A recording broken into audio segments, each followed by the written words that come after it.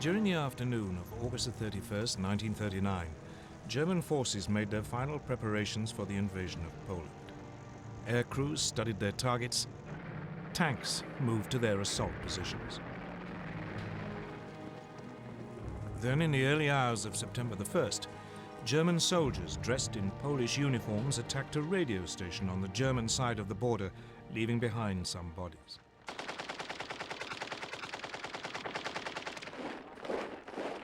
This was the aggression which Hitler later used to justify his attack.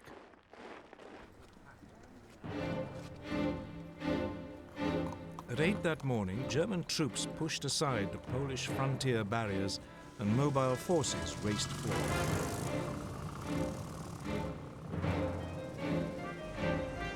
2 days later, on September the 3rd, Britain and France declared war, honoring their promise to stand by Poland.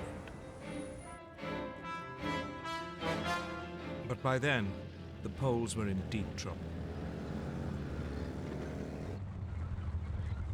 They were not only outnumbered, but facing a new form of warfare for which they were ill-prepared.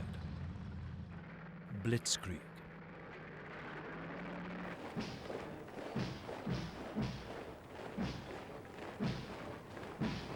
In 1939, the German army consisted of 1.5 million men.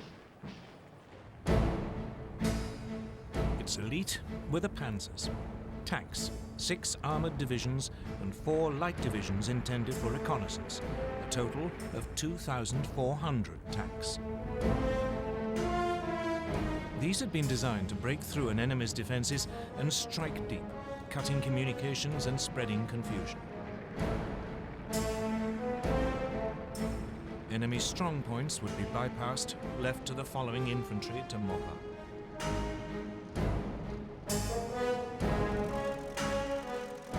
The new German Air Force, the Luftwaffe, was also designed for blitzkrieg. It had 2,500 aircraft lined up against the Poles. The most notorious was the Junkers Ju-87 Stuka dive bomber. It was a form of flying artillery, making pinpoint attacks in support of the fast-moving ground forces.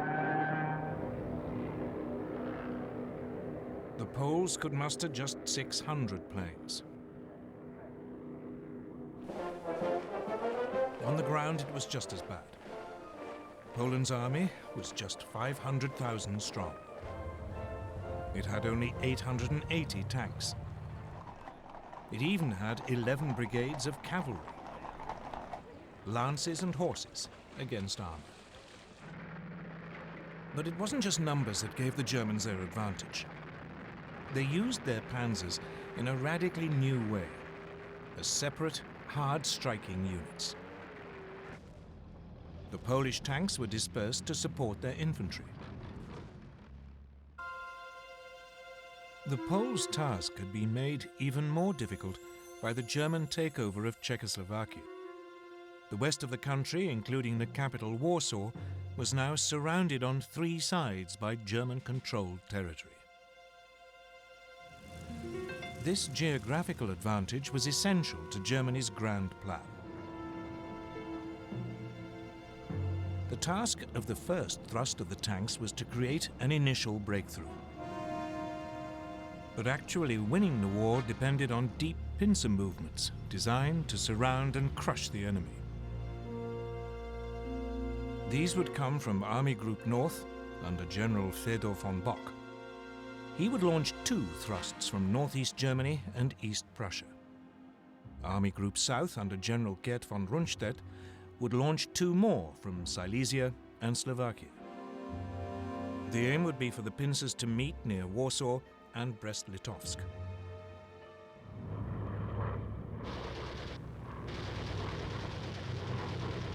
From the start, it went well for the Germans.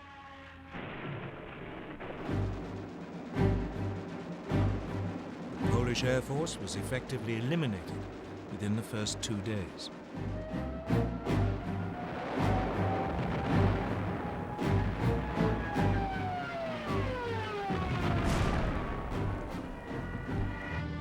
Panzers cut through and struck deep. and the Stukas and medium bombers proved devastatingly effective.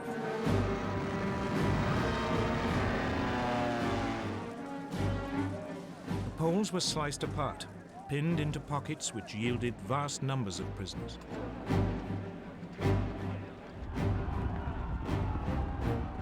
Legend has it that some Polish cavalry units gallantly tried to attack the panzers,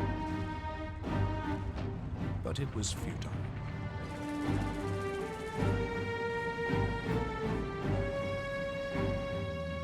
They were just brushed aside.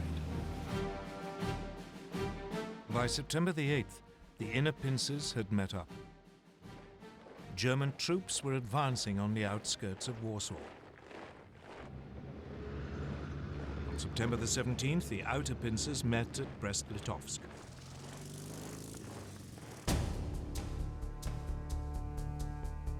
On the same day, Soviet forces crossed the eastern Polish frontier as part of the agreement reached between Hitler and Stalin in the Nazi-Soviet pact. The Polish army was now in full retreat, its government fleeing abroad. Warsaw, however, fought on.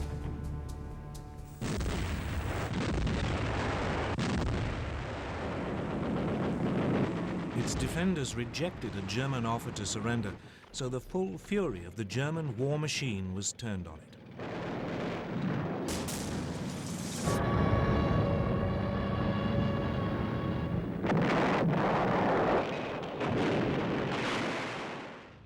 Watching it all was Adolf Hitler, who had followed close behind his conquering army.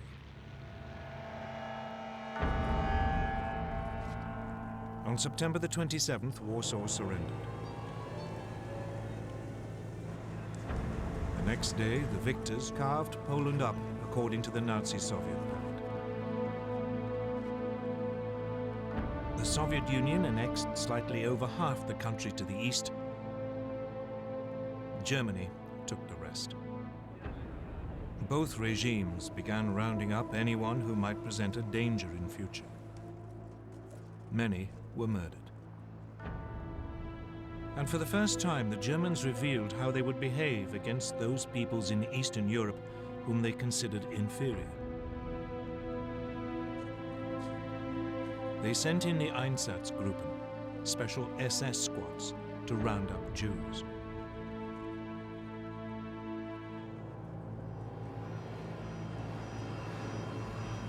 Most were forced into ghettos in the major cities, where they would be starved to death. Others were executed on the spot.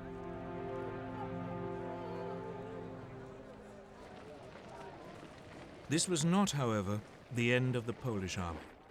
More than 50,000 troops escaped and eventually reached France.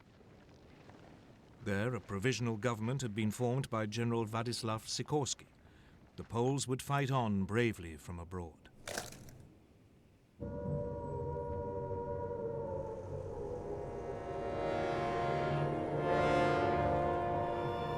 In Britain, the air raid sirens had sounded within minutes of Prime Minister Neville Chamberlain's announcement that hostilities had begun.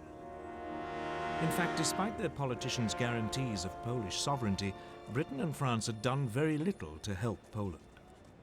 As Hitler had gambled, they had no idea what to do once they had actually declared war. Both countries had begun mobilization. Air raid precautions were speeded up. Anti-aircraft guns were placed in major cities. Shelters were erected. Soon, children were being evacuated. Everyone had to carry gas masks, and a blackout was introduced. The British Army began to deploy its 100,000-strong expeditionary force to northern France. French troops did advance a little way inside the German border, but they refused to move beyond the protective cover of artillery range. The initiative was still firmly in Hitler's hands. And he at least knew precisely what he was going to do next.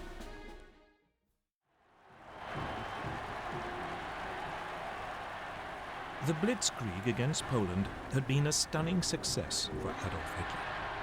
He had subdued an entire country in less than 4 weeks, and he was hungry for more. So he ordered his generals to plan to attack the British and French in November 1939, less than 2 months after the fall of Poland. His general staff was appalled.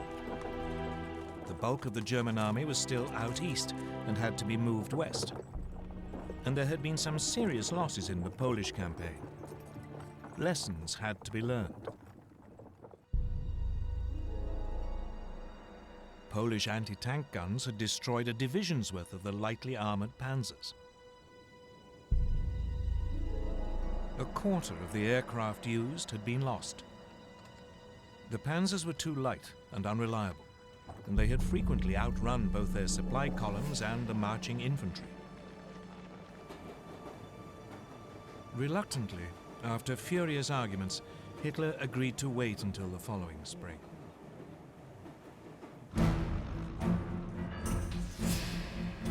Meanwhile, his enemies were also learning lessons. Britain had thought that bombers would be a key weapon in the coming conflict. But when on September the 4th, Britain's Royal Air Force made a daylight raid on German shipping, 7 of the 30 bombers were shot down. It soon became clear that this wasn't a one-off misfortune. In some raids, over half the aircraft were lost. British bombers just weren't up to the job. So the RAF switched to night raids, and they decided to drop not bombs but leaflets, so as not to provoke retaliation.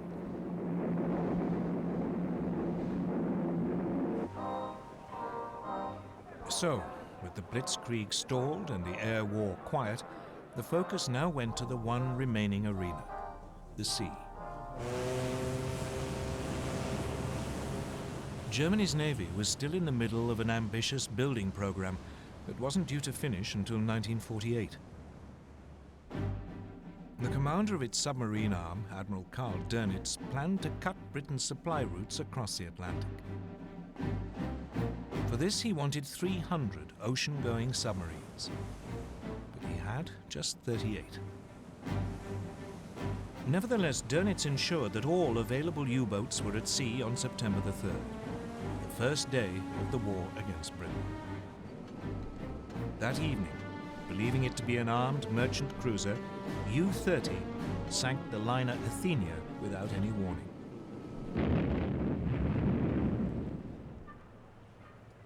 A 112 lives were lost, including 26 American citizens. The Royal Navy dwarfed its German counterpart. It had 12 battleships. Germany had none. It had 5 aircraft carriers. Germany, again, had none. So after the Athenia, Britain declared a total blockade of German ports. But for all its size, the Royal Navy had too few escort vessels. Many merchant ships had to sail alone. And by the end of 1939, more than 100 had been sunk. It quickly became apparent that the British had woefully underestimated the submarine threat. On September the 17th, U-29 sank the British aircraft carrier Courageous.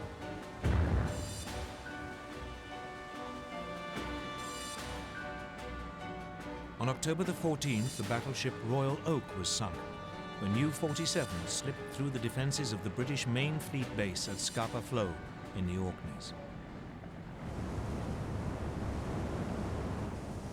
Meanwhile, Germany's small surface fleet had also been unleashed against the sea lanes.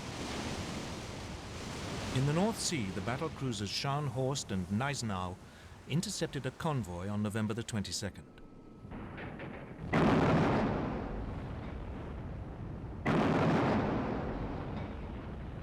They sank its escort, the armed merchant cruiser Rawalpindi. But it was the pocket battleship Graf Spee which caused the greatest problems. Designed specifically for commerce raiding, Its 11-inch guns could overwhelm any ship fast enough to overtake it, and it had the speed to escape from any battleship. The Graf Spee had slipped away from Germany before hostilities began.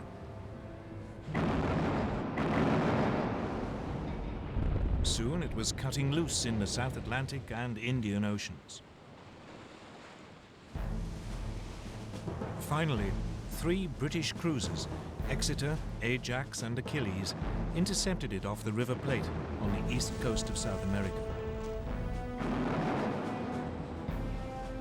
The British ships damaged the pocket battleship so badly that it had to take refuge in the neutral Uruguayan port of Montevideo.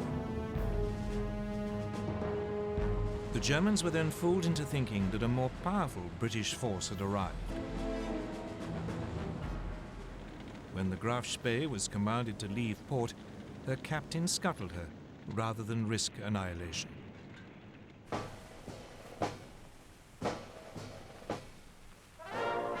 Back home, the Royal Navy crews were feted as heroes. But this was just about the only obvious success enjoyed by the British or French armed forces during the winter of 1939. Though the British did enjoy one secret victory in the technological war, which was to prove vital.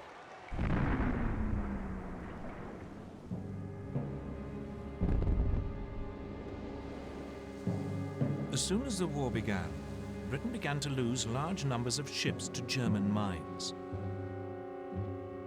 What was so mysterious was that the ships didn't seem to have actually struck them. The mines had simply exploded as the ships passed nearby. Then, on the night of November the 22nd, 1939, a German plane was spotted dropping a mine at low tide in the Thames estuary. Disarmed and rescued from the mud, the mine was found to be set off by the magnetic signature of a ship passing close by.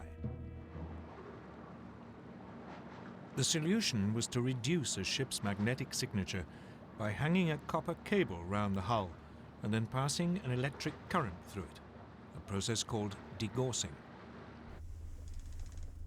Once degaussing was applied to all ships, the danger from the magnetic mine was massively reduced. But otherwise, as 1940 began, the war was quiet. The two sides did little during the winter except to patrol, train, and try to keep warm, for it was a particularly cold one. An American journalist called it the phony war. For the Germans, it was the Sitzkrieg.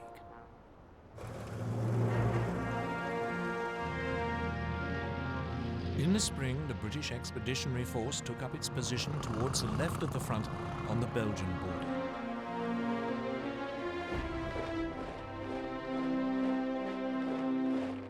But it was dwarfed by its French ally. France had some 100 divisions along the Belgian and German frontiers or in reserve nearby. This imbalance meant that the British commander, Lord Gort, had to go along with the ideas of the French general Maurice Gamelin. And these were entirely defensive.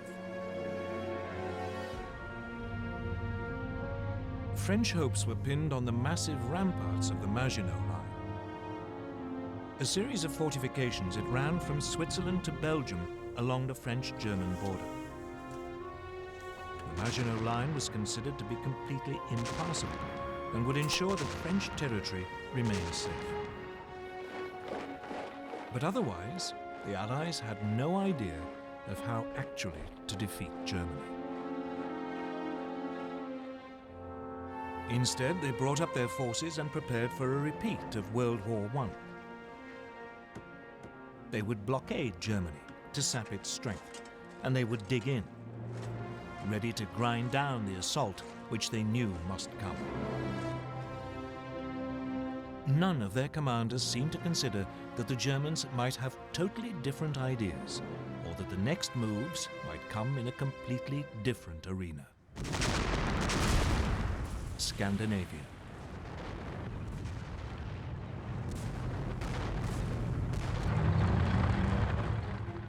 On November the 30th, 1939, a new theatre of war was opened up. The Soviet Union invaded its tiny neighbor, Finland. Finland had only achieved independence from the Russians in 1918 and hated them. Soviet dictator Joseph Stalin was convinced that one day the Finns might allow the Germans in to attack Leningrad and the vital Arctic port of Murmansk. The Red Army outnumbered its Finnish opponents by more than 10-1. The invasion should have been a walkover. But its leadership had been devastated by Stalin's terrible purges. The Finns were led by General Gustav Mannerheim. He fought back using hit-and-run tactics amid the deep snow, often on skis. The Soviet troops, confused and poorly led, suffered massive losses. Finland's gallant resistance caught the imagination of the British and French. Soon they were planning to send help via Norway and Sweden. The fact that this might suck two neutral countries into the war was ignored.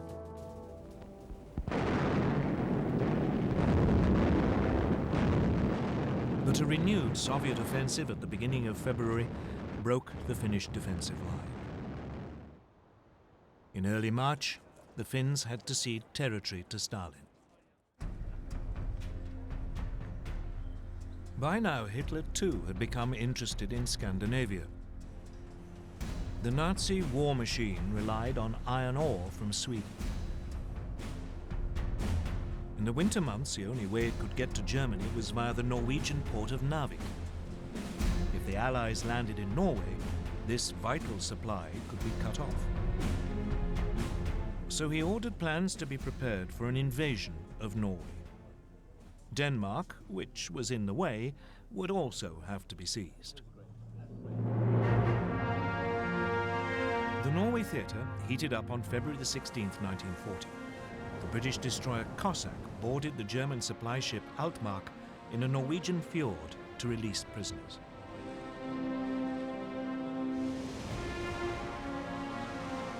Then, on April the 9th, German troops began landing at 5 ports: Oslo, Kristiansand, Bergen, Trondheim, and Narvik.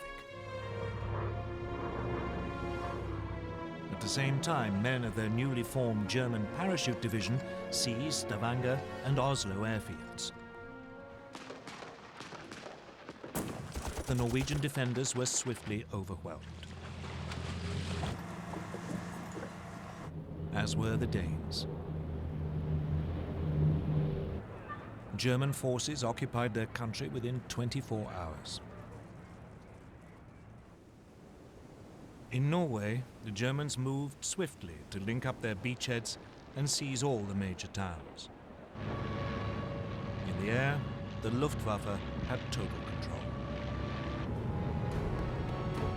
The Allies now responded. A landing force was dispatched to recapture Narvik.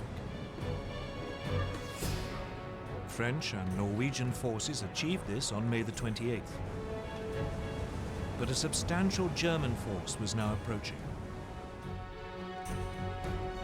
So 6 weeks later, the Allies abandoned Norway to its fate.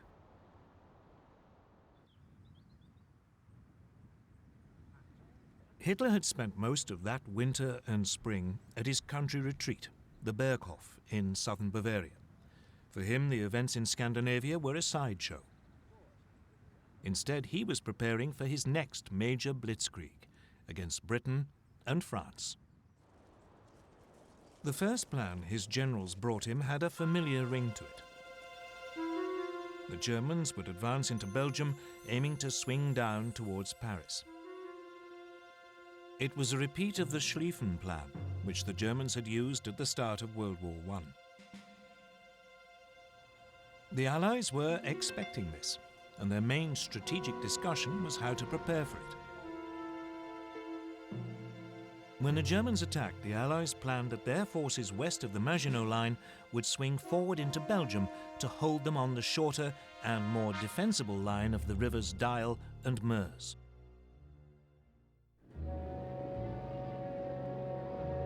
Then, on January the 10th, 1940, a German liaison aircraft lost its way and crashed in Belgium. A copy of the German plan was found.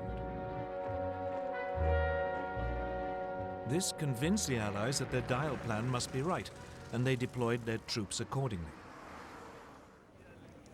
Unfortunately, the same event made the Germans alter their ideas entirely. Chief planner General Erich von Manstein had always thought the original plan unimaginative. He was worried that the German forces would become bogged down, as in World War I, and that his country would lose a long, drawn-out war.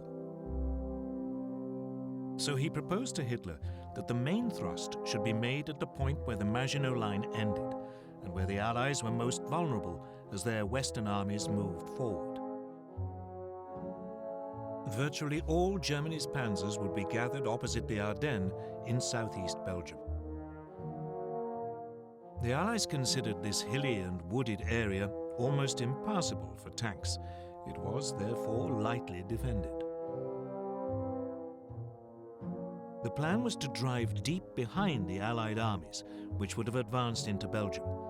They could then cut them off, and all the forces sitting in the Maginot Line would be bypassed. It was a high-risk strategy. The German armor could become stuck in the forest, but Hitler loved it. So the German forces were redeployed without the Allies knowing. The Allies, meanwhile, prepared for their long defensive war. In addition to the formidable barrier of the Maginot Line, they had a slight advantage both in manpower, some 110 divisions available against 95 German, and in armor, about 3,000 vehicles against 2,700. The French also had the better tanks. Their 32-ton Char-Bay had both 75 and 47mm guns. Its disadvantage was that the main gun was mounted in the hull, and so was difficult to aim. The other gun was in a one-man turret, from which the commander had to control the tank as well as man the gun. In contrast, the newest German design, the 17-ton Panzer Mark IV, had a 75mm gun in a spacious three-man turret, so its crew could work as a team, though only about 100 were available. The other main French tanks also had guns which matched those of their German counterparts, but again the French had the one-man turret. The one area where the Germans had a clear advantage was in the air. The Luftwaffe had 2,000 bombers, the Allies just 800. The Luftwaffe had 4,000 fighters, including the ultra-modern Messerschmitt Bf-109. They faced just 2,500, mainly older aircraft. The Royal Air Force did have about 800 excellent Spitfire and Hurricane fighters, but it was keen to keep them for home defense. But the main difference between the two armies was in philosophy. Everything the Germans did was focused on the possibilities of blitzkrieg. All their armor was grouped in 10 independent panzer divisions. But the French were preparing for a repeat of the static fighting of World War I. They saw tanks as infantry support and distributed them piecemeal instead of concentrating them. They had noticed the success of Germany's panzers in Poland, so they were assembling 3 armored divisions. But by the start of hostilities, none was fully operational. 2 totally different ways of military thinking were about to go head-to-head. Blitzkrieg against static warfare. The summer of 1940 would soon show which was correct. On May the 10th, 1940, Winston Churchill became Prime Minister of Britain. He couldn't have picked a worse day.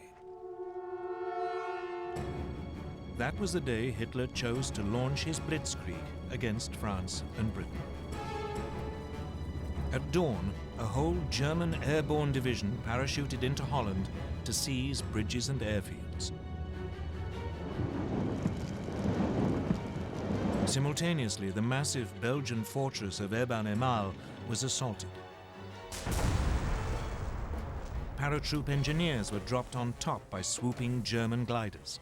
They swiftly silenced its guns. Meanwhile, the Luftwaffe attacked Dutch and Belgian air bases. Then the frontier barriers were pushed aside. And Hitler's Army Group B, under General Fedor von Bock, now drove into Holland and Belgium.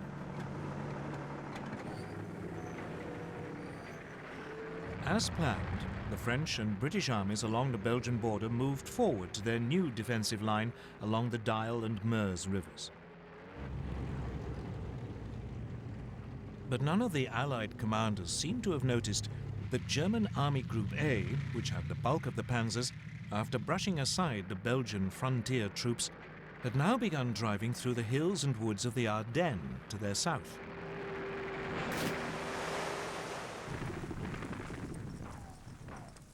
Meanwhile, the Germans were pushing rapidly through Holland.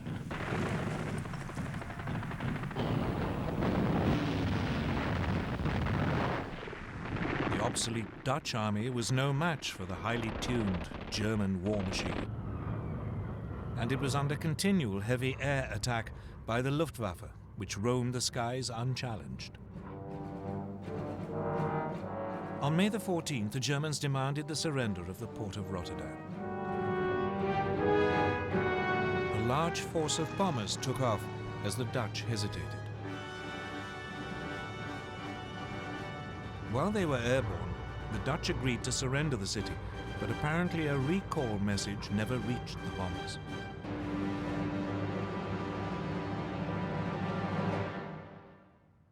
Rotterdam was devastated. The Dutch capitulated the next day.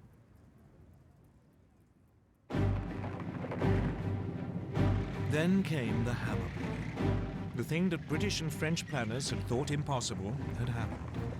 German panzers were through the Ardennes and had reached the Meuse by the evening of May the 12th.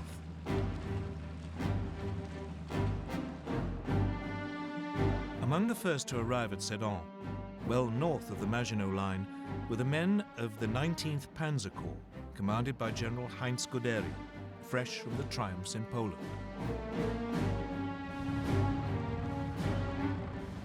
Guderian now showed how blitzkrieg should be done.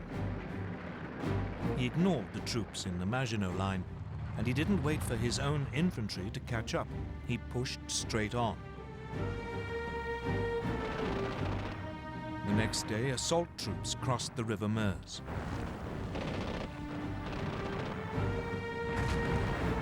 Engineers began building bridges for the armor while under heavy French fire.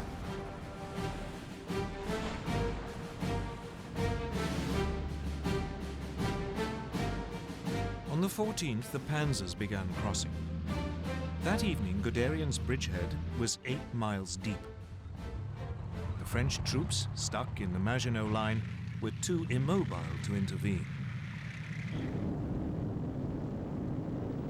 Allied bombers made despairing attempts to destroy the German bridges.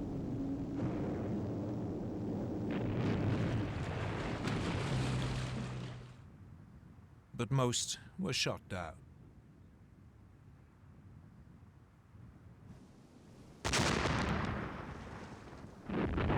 All the while, German artillery pounded the French defenses while the Stukas screamed in.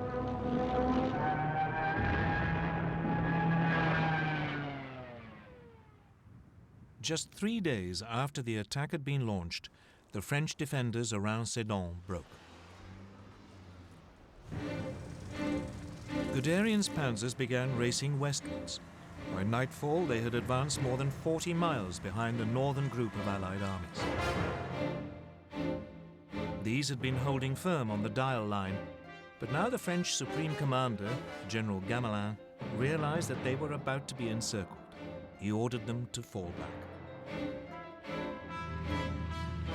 This sudden decision to withdraw bewildered the Allied troops, who had no idea what was going on behind them. As they fell back, they were hindered by a growing flood of refugees clogging the roads. That day, the French Prime Minister Paul Reynaud phoned Churchill. He said, "We are beaten. We have lost the battle." But for all the brilliance of the Blitzkrieg, the Germans were vulnerable. As the panzers raced westwards, they created an ever longer corridor just a few miles wide. The Allies realized that this was open to counterattack.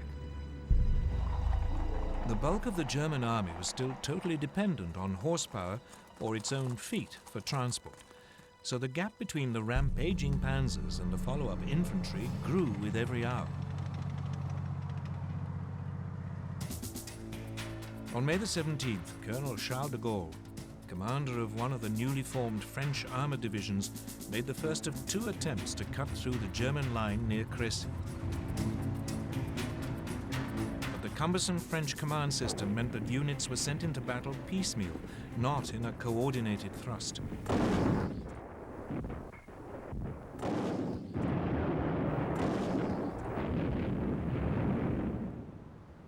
The Germans had little difficulty warding off both attacks, inflicting heavy casualties. It seemed that nothing could now stop Guderian. He plunged on, further and further into France. By the 19th, his lead units were past Péronne. On the 20th, in an extraordinary 56-mile dash, Amiens had been taken by lunchtime. Abbeville, just 14 miles from the English Channel, was seized by 9 that evening. And at midnight, a battalion of the 2nd Panzer Division reached the coast at Noyelles. The Germans had split the Allied front in 2. Everything now depended on whether they could defend this long, thin corridor, or whether the Allies could successfully counterattack.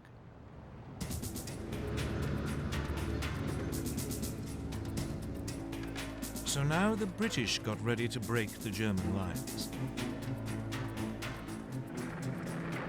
On May the 21st, 2 armoured battalions prepared to launch an attack south of Arras. The British tanks were even more unsuited to fast-moving armoured warfare than the French. Their most effective machine, the Matilda II, had been designed for infantry support. Though well armoured, it was slow and undergunned.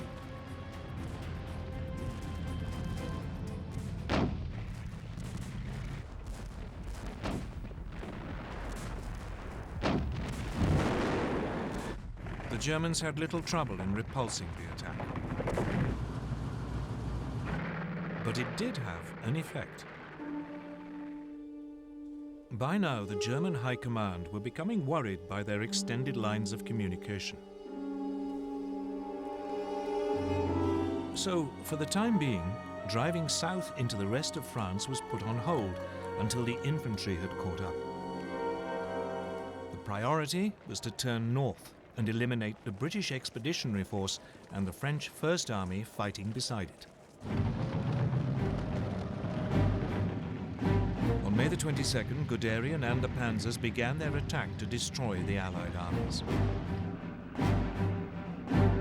These were now pulling back to the ports of Boulogne, Calais, and Dunkirk, but they were trapped.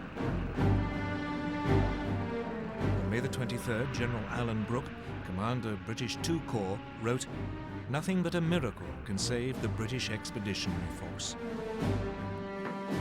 2 days later, the Germans seized Boulogne.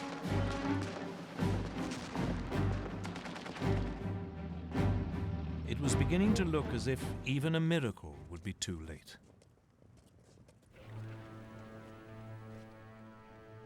May the 25th, 1940.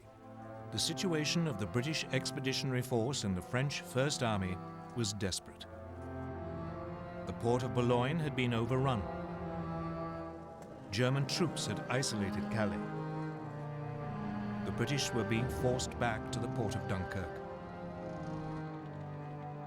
Lord Gort, the British commander, advised his government that the only hope of saving even a fraction of his troops was to organize an evacuation by sea. But as the dive bombers screamed down and the panzers were poised for the final assault, evacuation seemed a forlorn hope. The British anticipated that Dunkirk would be overrun within a day.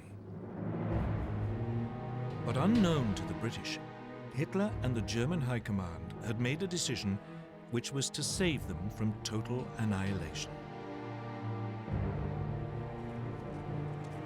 The Germans were only too aware that their panzer crews were exhausted and their machines needed urgent repairs. Those attacks by de Gaulle and the British may have failed, but they have shown very clearly how vulnerable the German lines of communication were. This was the great weakness of blitzkrieg. So the High Command made a fateful decision. It decided to stop the panzers' advance to save them from further damage and wait for the infantry to come up. Only then would the Allied pocket around Dunkirk be eliminated. So the blitzkrieg was halted and the panzers lay idle. They would not advance for 2 days, just enough to buy the British in particular a little time to prepare. As the tanks waited, the only major action was in Calais. There the British and French garrison refused to surrender. Instead, they had to be overrun in 3 days of bloody hand-to-hand fighting. When the panzers got going again 2 days later on May the 26th, the weather had changed.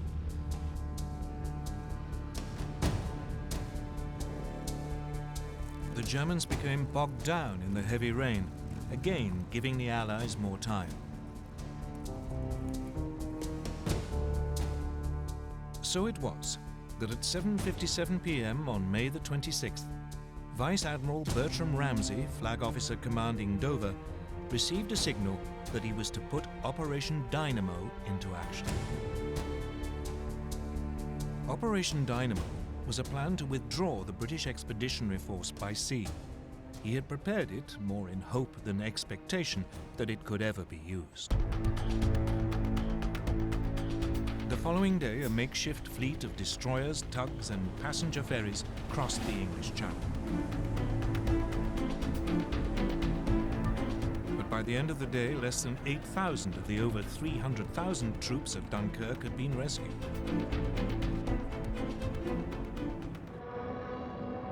The port was under such heavy air attack that it could not be used.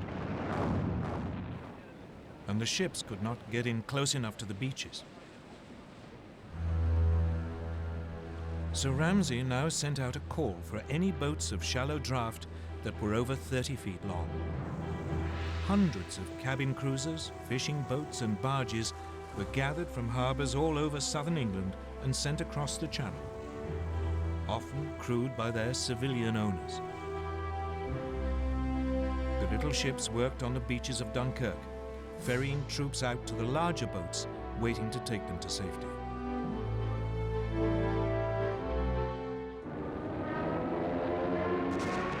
All the time, they were under constant air attack.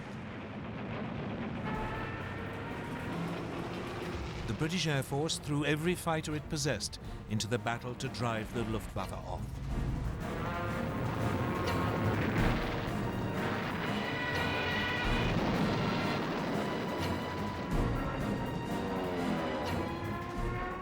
Even so, 7 French and 6 British destroyers were sunk, together with 24 smaller warships. A quarter of the 665 small boats never got home. But when the evacuation was halted on June the 4th, over 300,000 men, 41% of them French, had been rescued.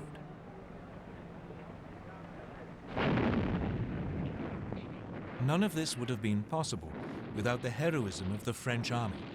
It played a vital role in slowing down the German advance.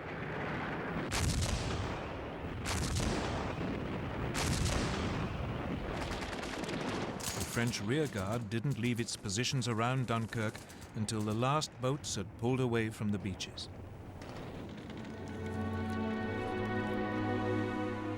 One British officer compared them to the last stand of the Spartans at Thermopylae. Even so, the British army had lost most of its heavy weapons. It wouldn't be fit to fight the Germans again for a long time. France still had to fight on, but it had lost more than half its army. Against them, the Germans had 92 divisions, including masses of armor.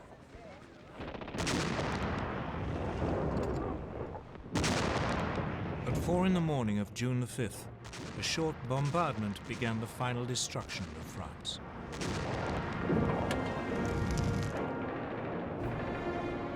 Assault troops crossed the Somme and the Aisne. At first, the French resistance was fierce, and the Germans struggled to break out of their bridgeheads. But, once again, the Luftwaffe helped crush the defenses. Soon the panzers were pushing south, and the trickle of surrendering French troops turned into a flood. By the 9th, the panzers had reached the River Seine, and the infantry were only a few hours behind. Once across the river, the Germans fanned out into the interior of the country. On the 14th, the German army marched into Paris.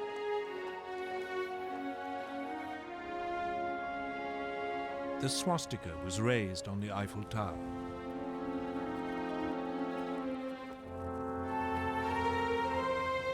Hitler had secured the prize which had eluded the Kaiser in 1914.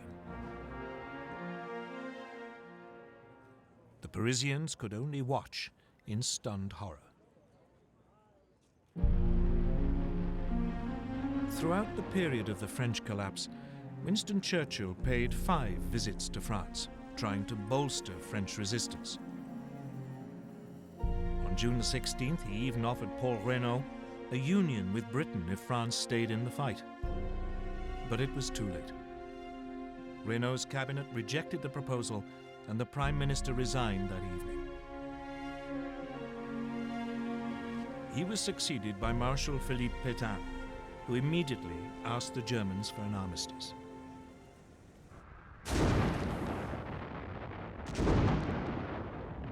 It was only now that the Germans finally began to attack the Maginot Line, which had been left isolated. After a heavy artillery bombardment, the French defenders offered only token resistance before the German troops occupied the forts.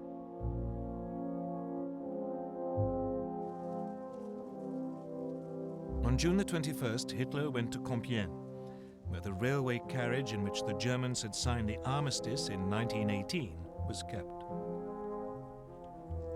As a French delegation entered the carriage, he handed them his terms and then left. The French insisted on consulting their government, but the next day they were told that if they didn't sign immediately, the panzers would roll again. They signed, and the humiliation of France was complete.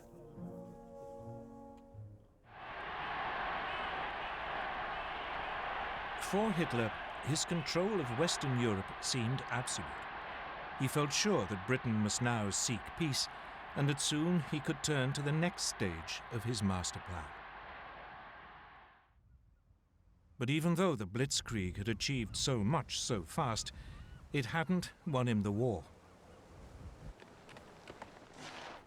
The British, battered and wounded, had escaped to fight another day.